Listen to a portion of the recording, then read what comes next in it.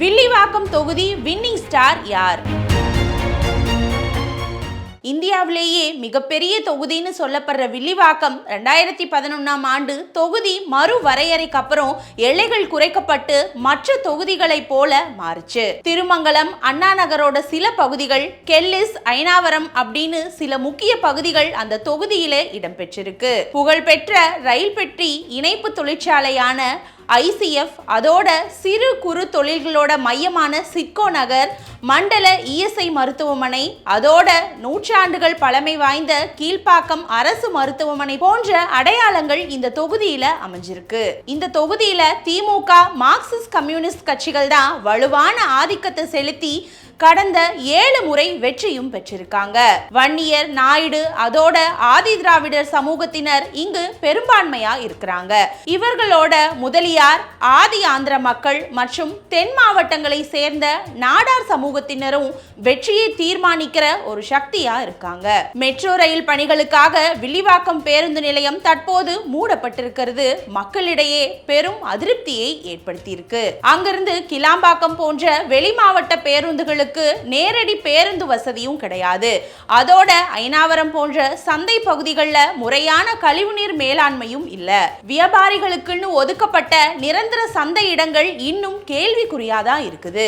பட்டா தொடர்பான சிக்கல்கள், குடிநீர் தட்டுப்பாடு, போக்குவரத்து நெரிசல் போன்ற அன்றாட பிரச்சனைகளுக்கும் இன்னும் தீர்வு காணப்படாம மக்கள் அவதிப்பட்டு வராங்க.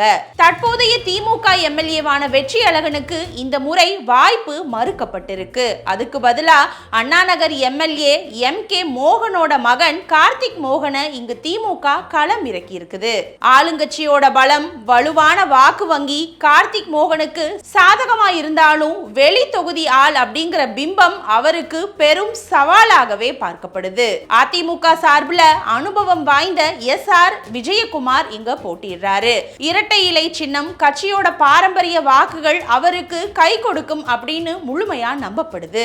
நாம் தமிழர் கட்சி சார்பில் சமூக சேவகர் திருநங்கை ரோஷினி இங்க களம் காண்றாங்க. தாவேகா சார்பில் அந்த கட்சியோட தேர்தல் பிரச்சார மேலாண்மை பிரிவு பொதுச் செயலாளர் ஆதவ் அர்ஜுனா இங்க போட்டியிடுறாரு. இதனால தாவேகாவினர் படு உற்சாகமா இங்க வேலை செஞ்சுட்டு இருக்காங்க. பெரும்பாலும் திமுக, அதிமுகன்னு இருமுனை போட்டியாக தான் இந்த தொகுதி பார்க்கப்பட்டு வந்துச்சு. ஆனா இந்த சமயம் இந்த தொகுதி பலம் வாய்ந்த மும்முனை போட்டியா மாறி இருக்கு. குறிப்பா தாவேகா, திமுக இடையே தான் போட்டி அப்படின்னு தாவேகாவினர் சொல்லி பிரச்சாரமும் செஞ்சுட்டு வராங்க. அதே நேரத்துல திராவிட கட்சிகளோட கோட்டையா இருக்கிற வில்லிவாக்கத்தை வெற்றி பெறுவது புதிய கட்சிகளுக்கு அவ்வளவு சுலபமான விஷயம் இல்லை அப்படின்னு அரசியல் நோக்கர்கள் தெளிவா சொல்றாங்க. இருந்தாலும் திக் மனநிலையில தான் பிரதான கட்சிகள் இருக்காங்க.